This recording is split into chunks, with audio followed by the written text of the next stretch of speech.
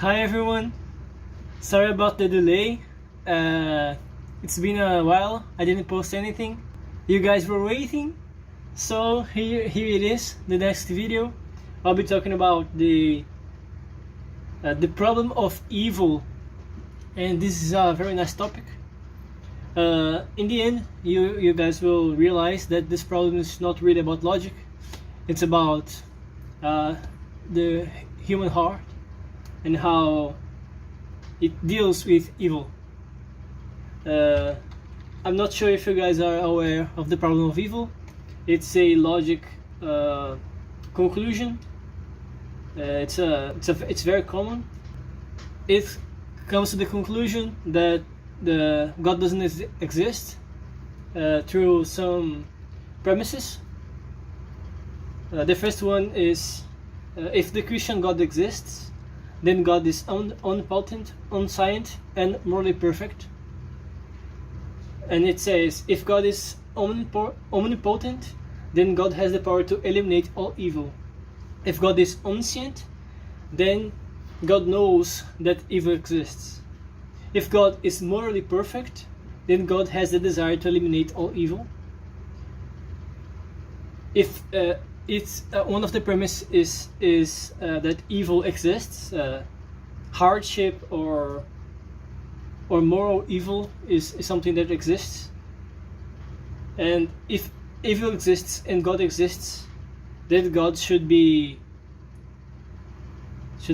able to eliminate all evil. He should have the desire, the power, and the notion that evil exists. So yeah, and of course by modus ponens it reaches the conclusion that God doesn't exist. So in terms of logic, this is a solved problem. There is not much you can do about it.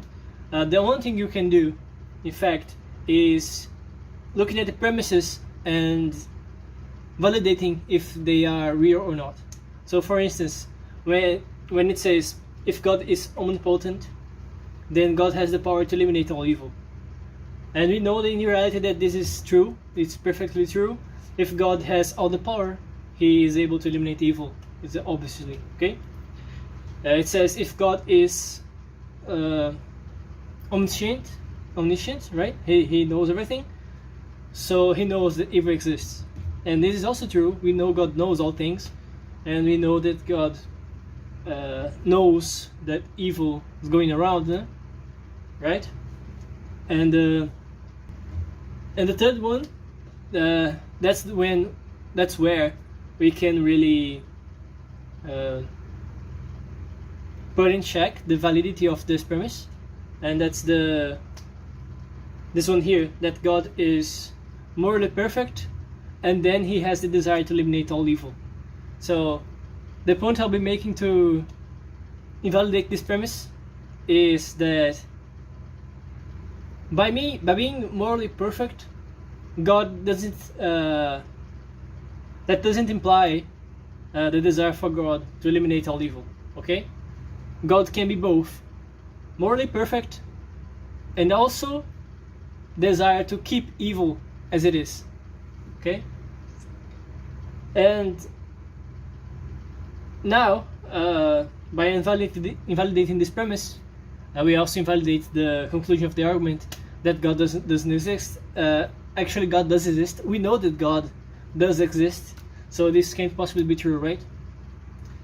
And I'll be reading Isaiah for you guys, so that I can close this up. It's already reaching my time limit. Isaiah 45 verses 5 to 7 says, I am the Lord, and there is no one else. There is no God beside me. I girded thee, though thou hast not known me, that they may know from the rising of the sun and from the west that there is none beside me. I am the Lord, and there is no one else. This is important. Remember this. There is no one else. Okay? I form the light and create darkness. I make peace and create evil. I, the Lord, do all these things. So God is basically telling you here that He made evil, okay? He created the darkness. So what I'm trying to get here in the final conclusion of everything is that there is a reason that God made evil, and that is the character building characteristics of evil. So evil has this place in the world, and allowing evil, like allowing hardship, doesn't necessarily mean that or puts in check the character of God. And that's it for today.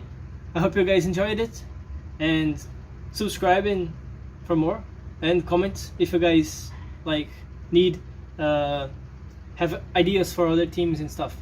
See you guys later.